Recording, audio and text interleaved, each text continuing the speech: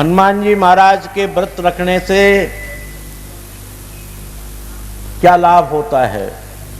पहले तो मेरे प्रेमी, आपको मैं कैसे बताऊं कि आप व्रत रखते हैं या उपवास रखते हैं। अगर आप उपवास रखते हैं तो पेट की शुद्धि होती है, जो पेट में अजीर्णता होती है वो मिट जाती है, आंतों को विराम मिल जाता है और मन मस्तिष्क को खाली पेट रहने से पवित्रता मिलती है, अगर उपवास करते हो आप तो। अगर हनुमान जी महाराज का व्रत करते हैं, व्रत और उपवास में फर्क है। उपवास उसे कहते हैं कि उस दिन हमें खाना नहीं है, और उपवास करने के बाद में हम आए दिन खाते हैं 500 ग्राम, 400 ग्राम आटा, 200 ग्राम आटा, 24 घंटे में इतना ही खाएंगे।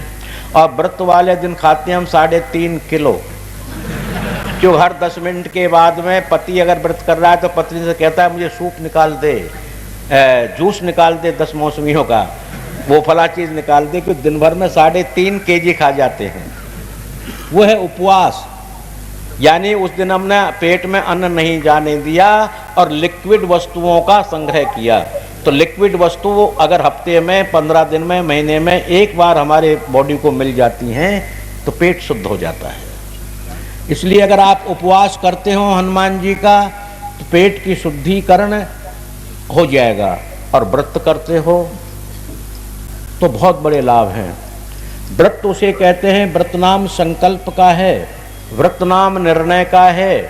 अगर आप पढ़े लिखे, मैं तो पढ़ा लिखा नहीं हूं, पर एक गणित में व्रत निकालना भी तो होता है ना, व्रत गणित नहीं होती है जी। अगर ये कह दिया अमुक क्षेत्र का व्रत निकालिए तो कैसे निकालोगे? अरे आप बोल दो माइक में, कोई भी ऐसे व्रत ऐसे निकालेंगे, कोई पढ़ा लिखा होगा है जी? पहले क्षेत्र मानना पड़ेगा, और क्षेत्र मानकर फिर क्या करेंगे? परिधि खींच लेनी, और फिर क्या करेंगे?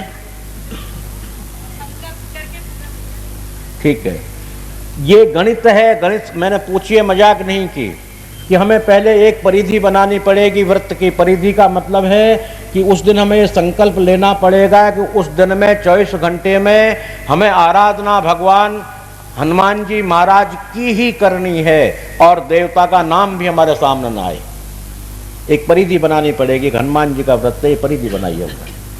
और परिधि बनाने के बाद अनवरत 24 घंटे तक उनका हम नामस्मरण जिह्वा से, वाणी से, शरीर से, मन से, वचन से, कर्म से उन्हीं के ध्यान में रहें, और उन्हीं के ध्यान में रह करके उन्हीं की सेवा, पूजा, अर्चना, वंदना करते रहें। तो उनके पास अष्ट सिद्धि और नवनिधि है।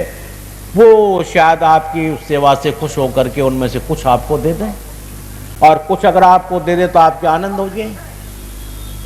तो हनुमान जी महाराज का पूछा कि व्रत से क्या लाभ है? हनुमान जी महाराज के व्रत से धर्म का लाभ, धन का लाभ और भक्ति का लाभ। हनुमान जी महाराज तो परम भक्त है ना, और कुछ देने दे, हमें भक्ति जरूर देंगे, और भक्ति में ही फिर शक्ति आ जाएगी।